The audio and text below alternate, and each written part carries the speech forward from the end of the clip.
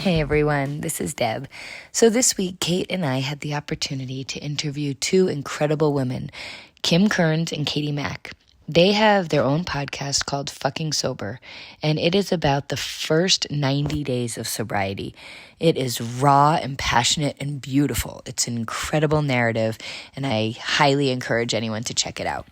When we invited them onto our podcast, we actually did a deep dive with Kim Kearns, who is sharing her story of sobriety as a mother. And she really shares about the rawness, the vulnerability, the beauty, the growth that came out of her escaping the mommy wine culture. It is a powerful conversation, and it really forced us to pause and self-reflect, and I think a lot of her story is incredibly relatable. So I'm going to actually encourage all our listeners to listen with gentleness and curiosity and patience, and it's just a really wonderful opportunity to pay attention to all of our behavior, regardless of our relationship with alcohol, but just any kind of avoidance techniques or strategies that we use in our life with substance or food or shopping or gossip, or all the ways that we tend to find ways not to feel. So anyway, I'm rambling, but I really hope you enjoy the show, and please tell us what you think. It's a really good conversation starter. Thanks for listening. Hey listeners, it's Kate. I want to invite you to come on over and find me on Instagram at Kate Kripke, KateKripke, for daily doses of inspiration, but also really useful strategies and tips and things to think about for those of you who are wanting to lean into more emotional and mental well-being in motherhood. Come on over, follow me, have a discussion with me. Let me know who you are, introduce yourself, and I'm always available to answer questions. I hope to see you there. Hey everyone, this is Deb. As many of you know by now, I have a huge passion for self-discovery and growth. I just adore helping people find their way back to their intuition and increasing their confidence, especially when it comes to connection. I'm learning and relearning all the time that when we expand our connection with ourselves, we deeply learn how to connect with our children. So my groups, the Mother-Daughter Journey, that is what they're all about. We're learning how to stay steady and how to help our girls feel steady when they are going through such a turbulent transition of adolescence. I'll be launching a bunch of new stuff in the fall, so if you're not on my newsletter yet, you can do so at motherdaughterjourney.co. Sign up there and you'll stay informed and just know what's going on in my world. I cannot wait to work with you, and cheers to being a mom, being human, being messy. Have a great summer. Happy podcast day, Deb. Thank you. Happy podcast day. We have a fun and really important interview today. Yes. We're with Katie Mack, aka Mack, and Kim Kearns. And Katie Mack, aka Mack, and Kim Kearns do Mack, it's your podcast, I believe, Fucking Sober. Yeah, you started the podcast. My baby. Yes. It's your baby. And Kim and Mac have done this amazing season on the wine culture in motherhood and addiction in motherhood. And of course, that's such an important conversation for all of us to have, because we are all so often distracting ourselves in motherhood to try to find some way to stay sane. Anything you want to add before we turn it over to Mac and Kim to introduce themselves? We're going to learn some really amazing stories today about two incredible people. So I say, with no further ado, let's hear from our people. Yes. Thanks, guys. What a loving introduction. Thank you so much for having us on here. I think this for us gives us an opportunity to we often get a chance to talk to other sober persons.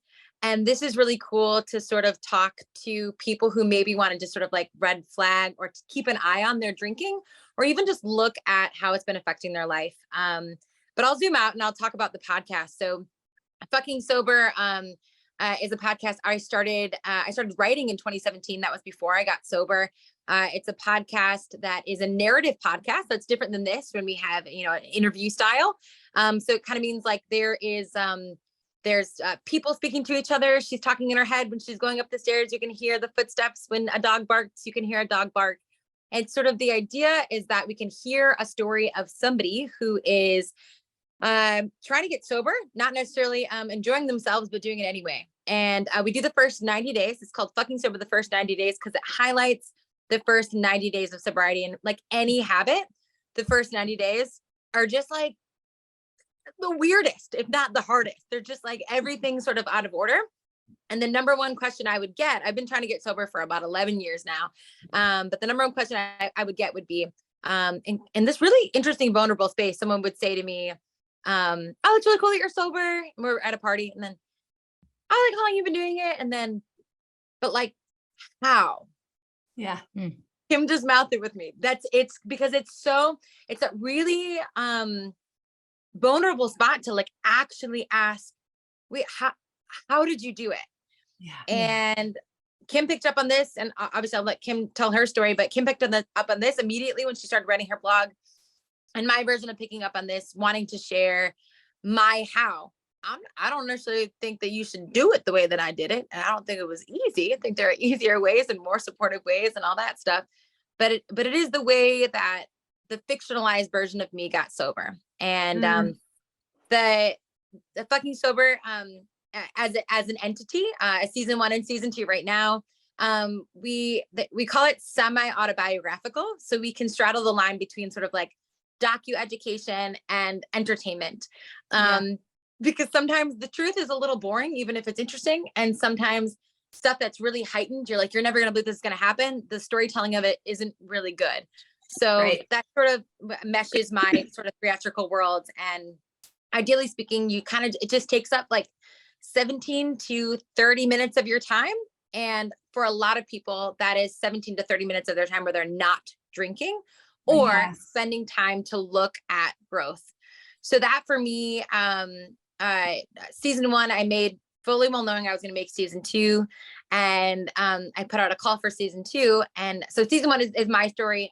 I'm Katie Mack, white presenting. I basically got sobered in my late 20s. I'm now 37, about to be, God willing. And I, through the lens of getting sober in New York City as a single woman, cisgender woman. So that was my version of my story. And I had to do it to go first so I could make season 2. So I put out a call. And this is where Kim comes in. So Kim is the head writer for season 2. And we kind of love telling the story. Kim, you want to take it from here? You want to tell them how many days sober you were? Yeah, I was a couple weeks sober, and I reached out to Mac.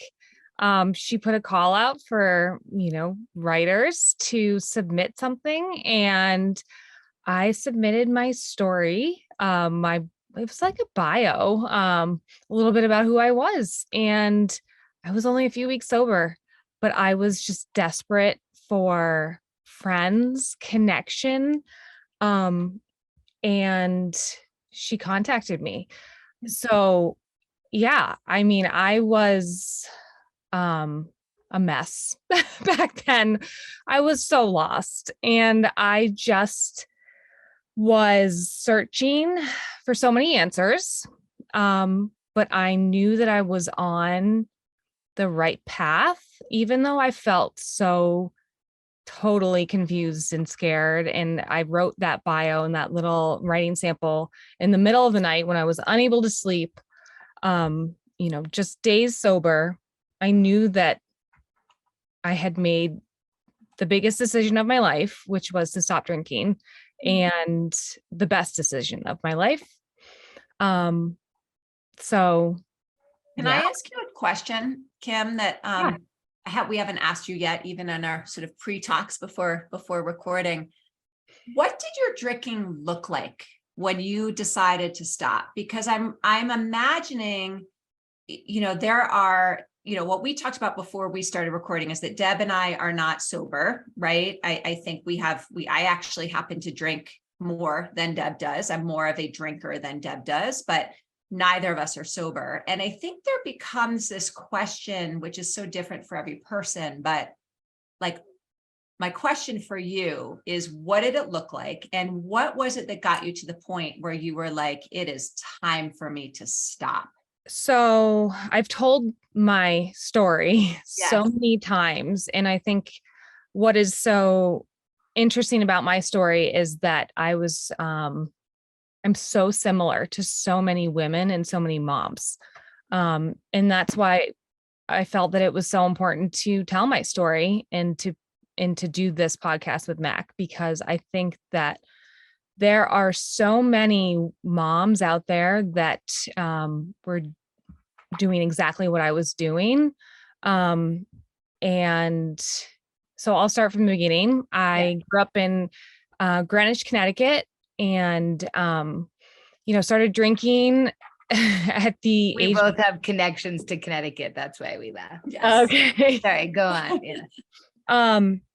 Yeah. So I grew up in, a great town, and but I started drinking at a young age because in my high school at the age of 14, that's when everybody started going to those big parties in people's backyards. And I found alcohol to be that gateway to acceptance. And I was a shy kid. And so I wanted to be, accepted into these groups of friends in high school. And that's, that was what we did. That's everybody did it. Everybody drank in high school.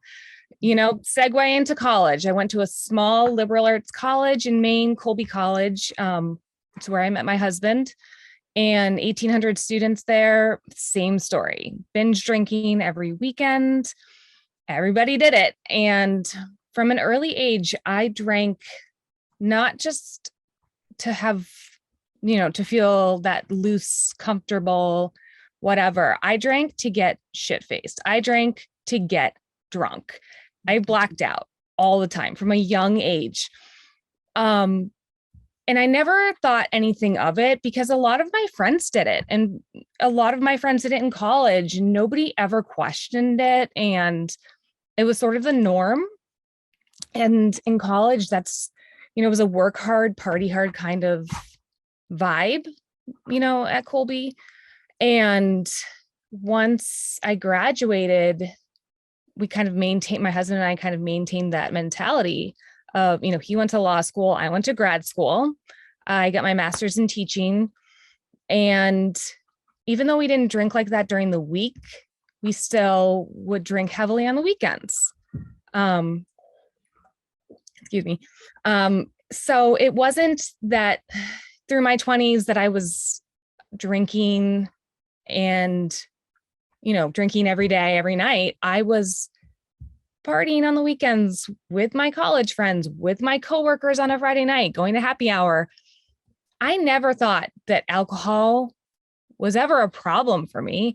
You think of like people who have a drinking problem, and it's that stigma, that person with the brown bottle on the side of the road. And it's that kind of thing that you envision when you're a kid.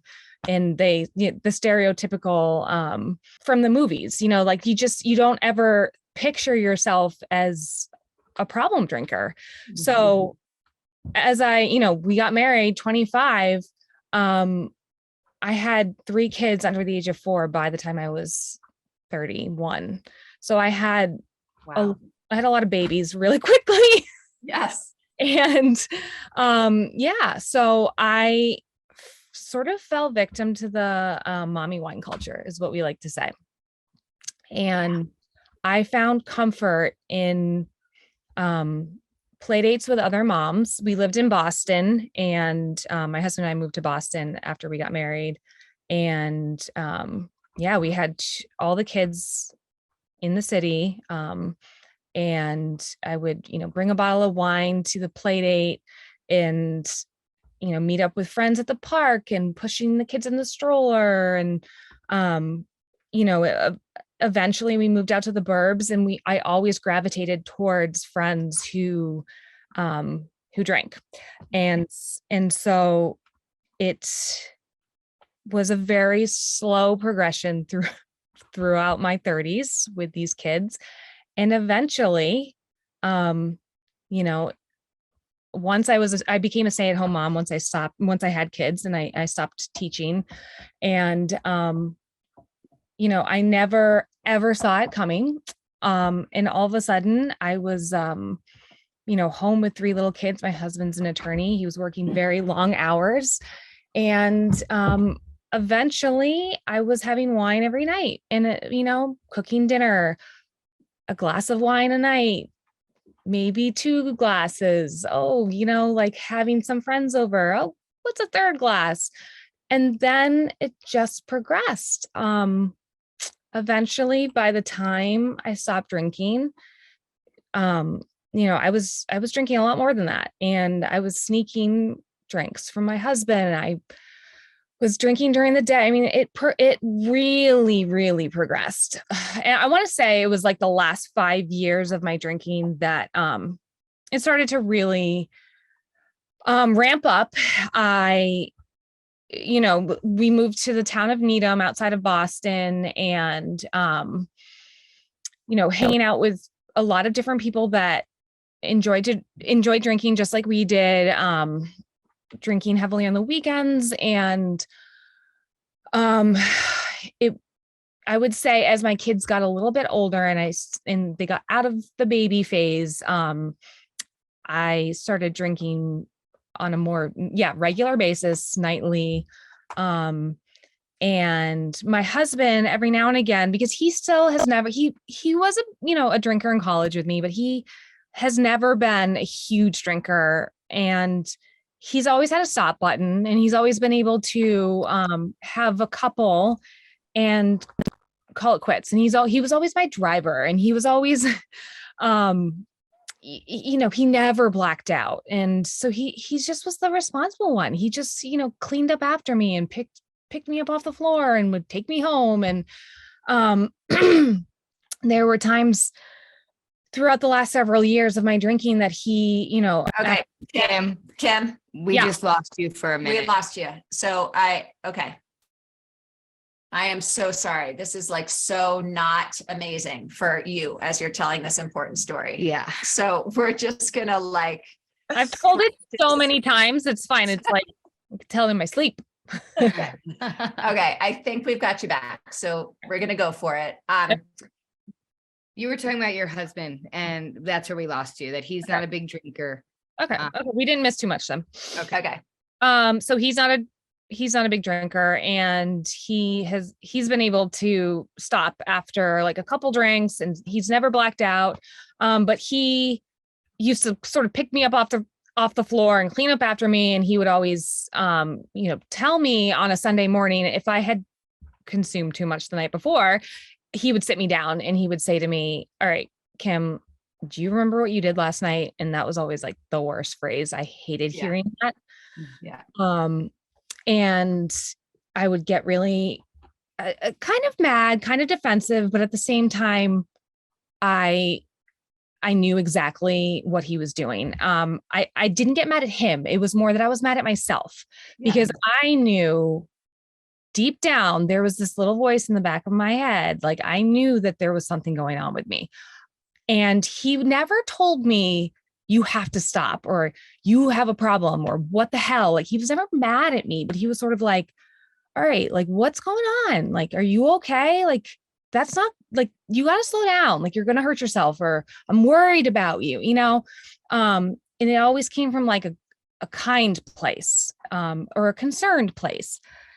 And sobriety was never really on the table. Like he never suggested it. I never thought that I would stop drinking because it was such a lifestyle for you, wasn't it, at that point? Yes. And it was a part of our lives in the sense that everyone we knew drank. Yeah.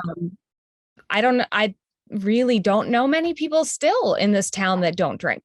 So yeah, it was so ingrained in our relationship was born in this world of drinking. And it was such a lifestyle. It's exactly what it was. And so all these little conversations over the course of several years, and it wasn't every weekend by any means, but I write about it in my book, in these events, big events that happen. And you would think that some of these things that happened would have really been a wake-up call for me, but they weren't, unfortunately. coming home from a girls' weekend in Naples, Florida with a black eye. No, I continued to drink for 2 more years after that. Yeah. So, but those conversations with my husband slowly cracked me open. And I slowly began to pay attention to the voice until the voice was eventually screaming, and I couldn't ignore it any longer. Until I woke up that morning on November 28th, 2020. It was almost as if I couldn't ignore it any longer. And I finally found the courage to listen to myself, to listen to that voice, and to say something out loud to my husband. And I had never admitted to myself that I had a problem with alcohol, but I finally woke my husband up. I used to do this. I used to wake up a lot in the middle of the night around like 3:00, unable to sleep, 4:00, 4 a.m., 5 a.m. and kind of lay there really anxious and upset and worried about my drinking and wondering what I did the night before. Who did I text? In those nights that I blacked out, I would worry about the kids. Oh God, like, did they get to bed okay? Things like that. But even the nights that were just like a couple glasses of wine, I would still lay awake at that 4 a.m. hour with that anxiety. It was just crippling. So it was just another morning after drinking, and I was having that anxiety, and I said, I'm done. I'm sick. I'm done with this. I can't do this anymore. And it was actually Thanksgiving weekend. And it was COVID. It was the pandemic, 2020. So we hadn't even done anything. We hadn't seen anybody. We were home with our kids and celebrated Thanksgiving alone.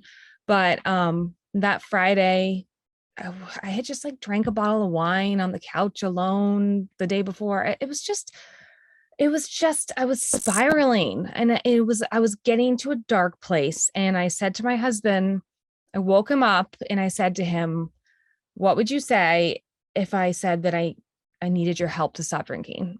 And he woke up and he looked at me, he said, yeah, I'll do anything. And it was almost as if he had been hoping all along that I would come to that realization. And I think I was as well, that I was hoping that I would eventually get there. And I think very deep down, I knew that I was going to get there someday, but I needed to come to that on my own. And there were tiny conversations I may have had with myself in a very hungover state where I had said, oh shit, Kim, like, you're not gonna be able to keep alcohol in your life forever. Like, this is not gonna work for you. Yeah. I love how you said your statement was, what would you say if I asked for your help? Right? Like, I imagine it's so interesting. I've talked to a lot of people who will say, I'm going to stop drinking, right? Or I'm going to stop X, with this idea that it's something that they can do on their own. Right. But it's almost like you knew, Kim, that if you were really going to make that kind of a change, that you couldn't do it on your own. Your husband sounds like he came at it with so much patience and kindness. In hindsight, do you ever wish he had been more direct with you? I think if he had been more direct, I think I would have been more resentful and angry about the whole thing. But at the same time, I think that he didn't really understand what was going on with me. So, I don't know. I think it was a journey for him as well. I think that he had to kind of figure it out too. And it has been a learning experience for him. So, I don't think you can tell someone directly to do this. It's definitely something that I had to figure out on my own. Right. So, yeah. I mean, I have so many questions, and then Mac, I want to give you a chance to tell your story as well, if you're open to that.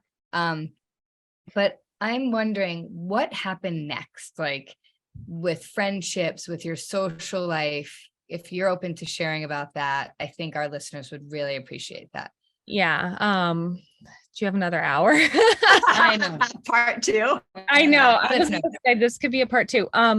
Yeah. So, I mean, that day it was really important that we poured out all the alcohol in the house. And we created a plan, and, I didn't join AA. I didn't do a program. We were in COVID. There was nothing in person, but I did some online support groups. And I dove headfirst into therapy and blogging and writing and journaling. And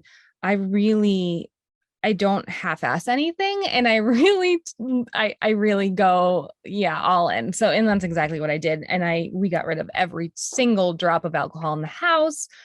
And my husband was completely on board with all of it. And I do have to say that if you have a partner that that drinks as much as you, then I think that the fact that he didn't drink a lot was really helpful to me. And he was able to say, we don't need any alcohol in this house. And he actually stopped drinking for 6 months with me, which was really huge. With that being said, in terms of our social lives, friendships, everything shifted drastically.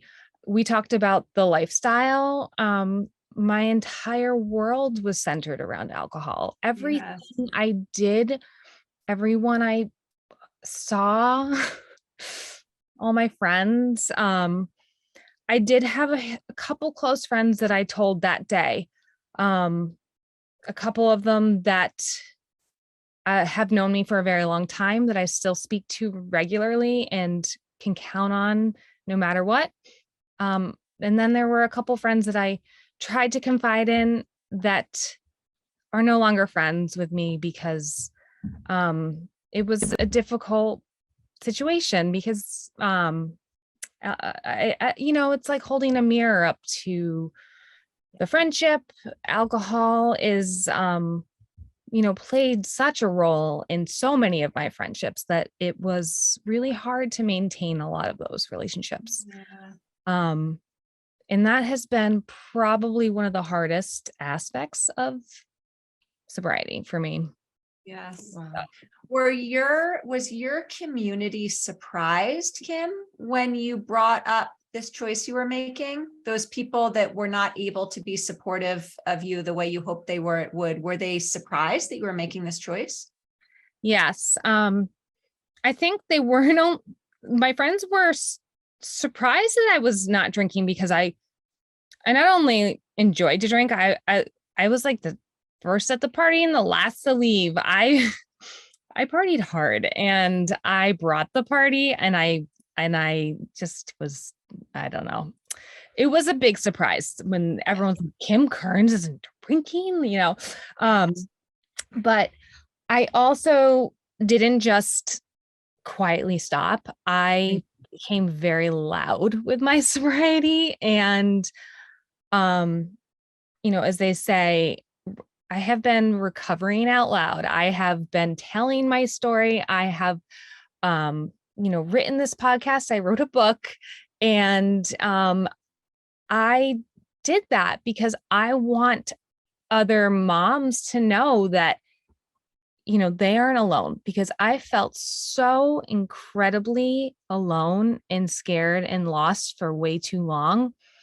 And I suffered quietly for way too many years. So I have put myself out there and I'm telling my story because I want other mothers to know that, there's such a better option than to be stuck and trapped in that vicious cycle that I was trapped in for so damn long. So I have a question for you, Kim. What would you say to the listener who's heard your story and is thinking to herself, well, it's not that bad for me. I'm not blacking out. I'm not hiding. I'm not drinking a bottle on a Friday by myself on the couch. They still are wondering and questioning and feeling uncomfortable enough about their drinking that they have considered stopping drinking, but they hear your story and it's sort of from for their description at a different level than theirs, what would you say to them? I mean, that I did the same thing. I compared myself to other drinkers and I said, oh, I'm not that bad. I Right. don't, when I was actively drinking, I would read other people's stories, or I would see other people on Instagram. I had a friend from high school that went to rehab, and I remember thinking, oh, she went to rehab, I'm not that bad. Things like that. But you know what? At the end of the day, I still had that voice in the back of my head telling me, Kim, you're still drinking a lot. Yeah. And I still had to answer to myself. And even if I don't feel like I was that bad compared to that girl who went to rehab from my high school, alcohol was impacting me in a negative way, and it was affecting my relationship with my children. I was not happy with who I was becoming as a mother. Well, let me piggyback on that, because Deb, you brought up something about the person who, like, if there's a hierarchy, there's like the Kim who's drinking progressed and is starting to get worse and worse and worse. And Kim was like, I was able to start noticing it. You brought up that avatar person being like, I don't really have a problem. I can sort of tell on the outside. I'm not sneaking drinks. I'm not counting other people's drinks or whatever. But I feel uncomfortable with this conversation, right? That's kind of the first flag. Yeah. If you're into this conversation, you're feeling uncomfortable, then you have something to look at. And I would sort of encourage that uncomfortability to go right into curiosity. And in recovery, we have a term for it. It's called sober curious. And so it stops shaming you around this idea that, like, oh, you're drinking too much, like you're a bad person. It's like, oh, like what would happen curiously if I stopped drinking? What would happen if I ordered this instead of this? What would happen if I decided to, not bring wine to the party? What would happen if I went to a whole party, went to, danced and hung out with my friends without drinking? That curiosity and being in that space, then you can sort of see why you're so uncomfortable, or if you should be uncomfortable. And I think, like, knowing that there's an option for that is the first step into leaning into, or sort of pressing against, seeing if you actually have a problem. Again, an alcoholic, we can't decide somebody else is an alcoholic. Only you can. I'm an addict by choice. I use that title. You don't call me an addict. I'm an addict because I know I am. But it's all internal metric, So I think that's what I would say to that listener. There's a little bit of, you have a little curiosity there. That's so cool. If I was curious about Pilates, I might take a Pilates class. Yeah. I love that. So it's a little less of like, you're gonna end up like Kim and I. Uh-huh. You might be totally fine, but let's look at it with the idea that you might want to have a slight lifestyle change. Right. I love that it has like gentleness to it too, because I think so often the fear is like, if I let go of this really fun part of my life, then what? And it's like long-term trajectory, and you start going down that road and it becomes very unknown, and unknown is usually scary. But the way you're framing it with, I love that, sober curiosity, is like, let me just like peek at it. It sounds like, Kim, in the earlier days before it got to the point where you just woke up that day and you were like, this is it, you weren't that willing to be curious, or you weren't leaning in the direction of curiosity. Is that accurate? Yeah, I wasn't leaning in the direction of curiosity just because I didn't think I wouldn't let myself admit that there was a problem. I also was scared of it, and I allowed myself to be swayed by the stigma and the fact that I didn't want to be known as an alcoholic. I didn't want that title. I suffered so much in the sense that I cared too much about what people thought of me. And I lived my life so focused on how I was perceived by others and what people thought of me. that was my focus, in my image, in maintaining this perfect image. The picture perfect wife with the perfect children and the perfect house and the dog who's over there eating my shoe right now. And I don't even give a shit. I wanted everything so perfect. And I realized that it was crushing me. It wasn't healthy. And I was using alcohol to maintain this. And so we sort of talked about this earlier, when you're numbing and you're using a substance or using something to help you get by, to help you at the end of the day, to kind of release. And so I honestly didn't think that I could ever get rid of alcohol. I'm like, oh my God, alcohol is like my best friend. It's going to be with me forever. You know, it's like, this is what gets me through the day. So I was never sober curious. It was just like, alcohol has been with me since I was 14. I'm going to die with it. You know, that's what I thought. And I just figured I was like, not going to be that housewife that had a drinking problem. No way. I wasn't going to be known as that person. And then I realized that, oh my God, allowing other people's views dictate my life and how I live my life is so unhealthy. And that kept me trapped in alcohol. And that was so sickening. And now it's like, I don't give a shit what people think. I am so much happier. And now I don't drink. And it's just like, oh, I'm living such a more freeing, authentic life. And I'm just like, woof, I am so much happier. I'm a better mother now. I'm a better person. And I just think that, again, it's just letting go of, that worry of how you are perceived in that judgment of others.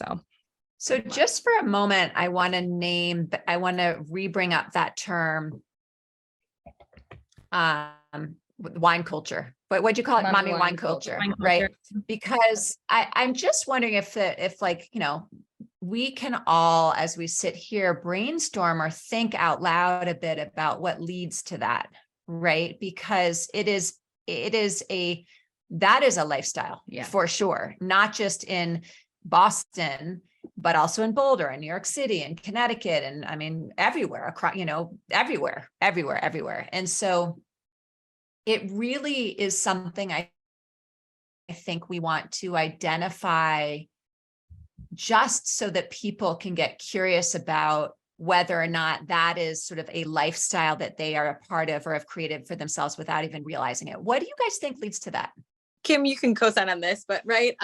It's community, right? So, you know, there's nothing more fun. I love, you know, Kim will write about this. And I love that when I can pull out the mommy wine culture tropes, it's so simple, right? Matching Yetis full of wine. You know, when you're looking for a gift for your girlfriends and all you can think is like, you know, it's wine o'clock somewhere. Any sort of like, if you can name your best friends' wines or the things that they like, honestly, I feel like it becomes it's the gift giving and the gift receiving. It's the habits. Every Friday is a thing. Margarita Monday. Right. If you have any alliteration that involves alcohol, if you have a day in which it's designated for one thing, if you have a book club that doesn't read books and just drinks, I mean, it takes a second to highlight them, but as soon as you start to put the pieces together, it ends up being a community of people that bond over one thing first. That doesn't have, but right, one thing first, which is your love of margaritas, red wine, Whispering Angel, whatever. If that is the thing that brings you guys together, that doesn't mean there isn't hope for a genuine friendship. But like, what else you got in common? You ever gonna figure it out? I don't know. You don't have to, right? Yeah.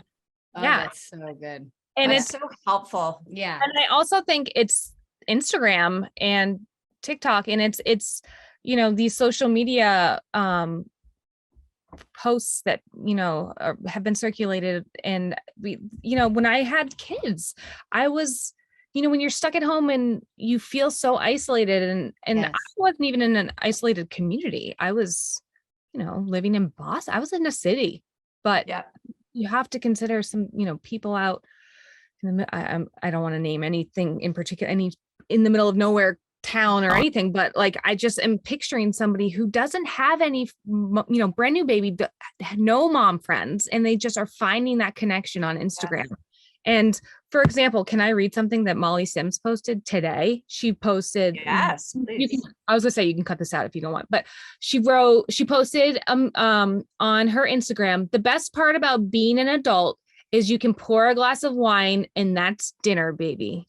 That's the most infantilizing sentence I've ever heard. And it's like supposed to be, it's enraging now to be able to reframe it. So that's, sorry, Kim, you got my immediate response. But it's like, no, actually being an adult's cool because you can feed yourself and you can give yourself a nutritious meal and you're not dependent on something else. And this idea around, right, mommy wine culture, 100%, I deserve this. I deserve this sort of, why do you deserve to drink something that's going to give you a hangover? I feel, are you okay? Like, did you do something right? You deserve to make yourself sick or nauseous?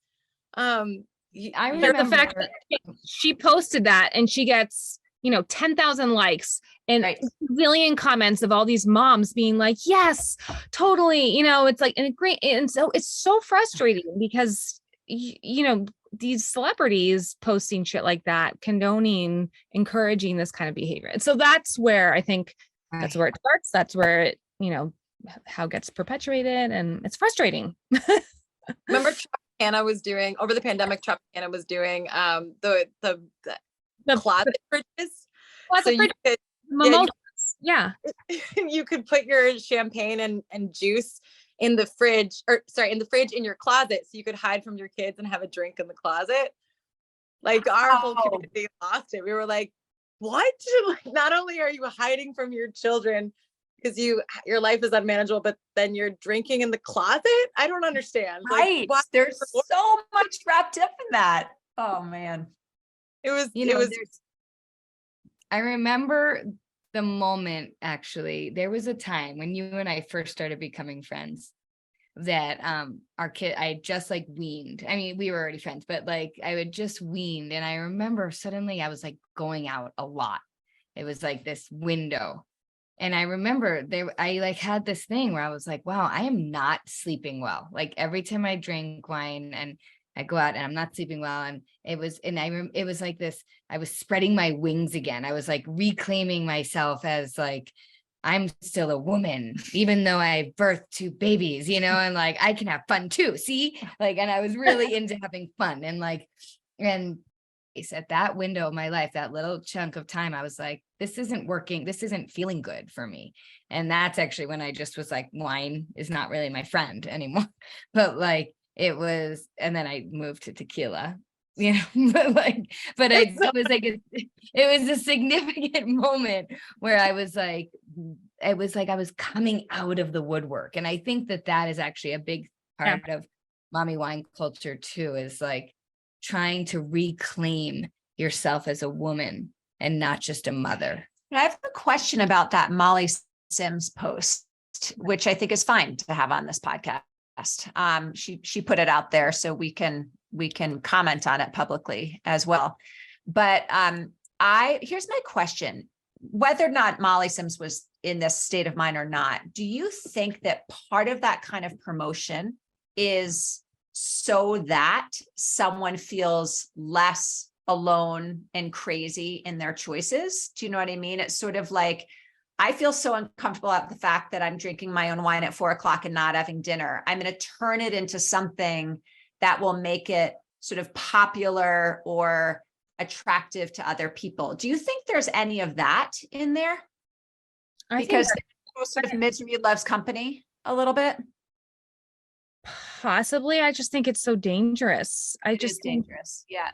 Yeah. I think that by doing that, there are so many women that look to that and say, similar to what we were talking about earlier, like, okay, I'm okay.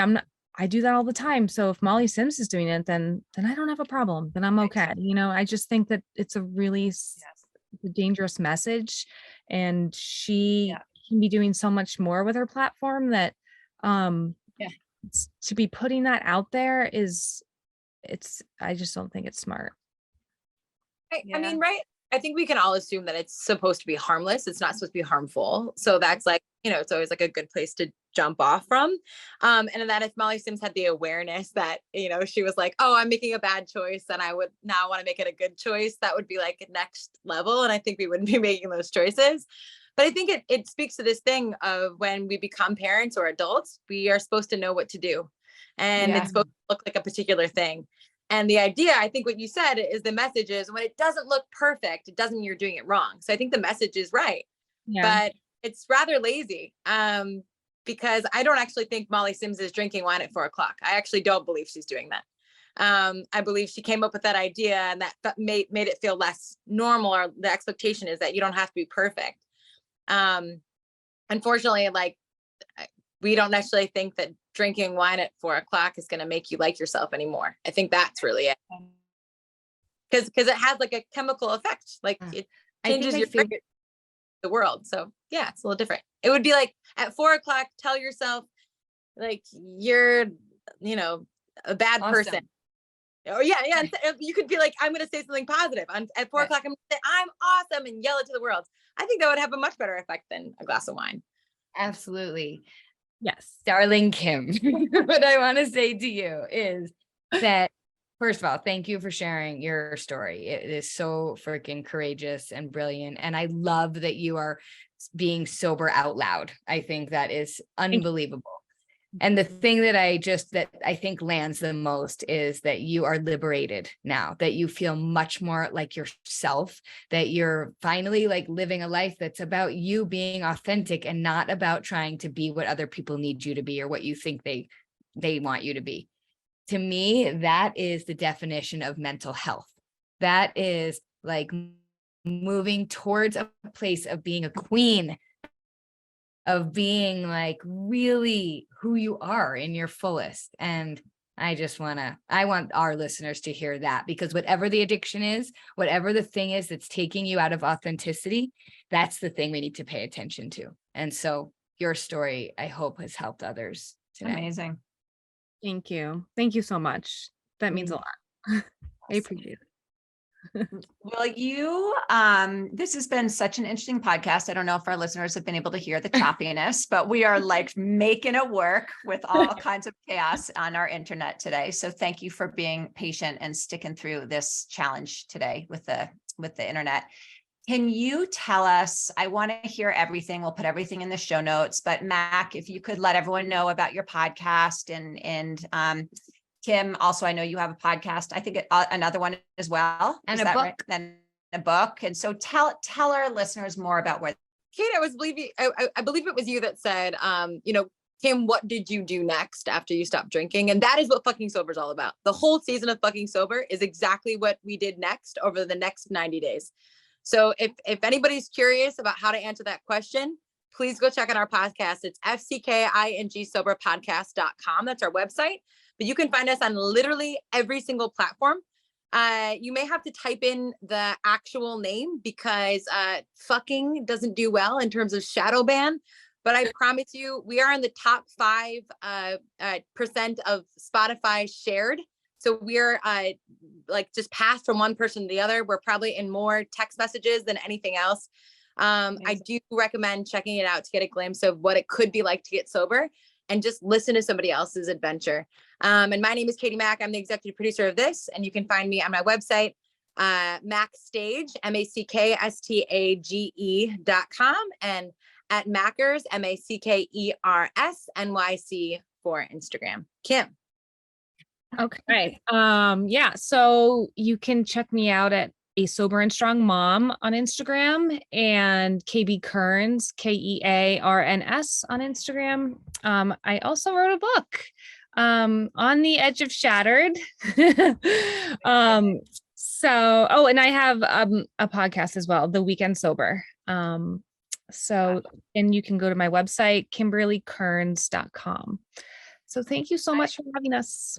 I'm so Yay. excited that we get to provide all of those resources with our listeners. You know, Deb and I have been in the therapy world for many, many, many, many years. And as we talked about, not today, but in another conversation hello? Yeah, hi, we're Okay, here. I'm back. Okay, is that there's such an overlap between mental health challenges and substance use of any kind. And so, I think there's so many people out there that are curious about these things I really am, as that Deb is so grateful for you putting yourselves out there in this way so that people can have a mentor and a model. We talk a lot about that, right? About not doing things alone and having mentors out there to sort of help us kind of move in the direction we want to go. And I think you both are that big time. So thank you. Yay. Keep doing your awesome work. You're rocking it.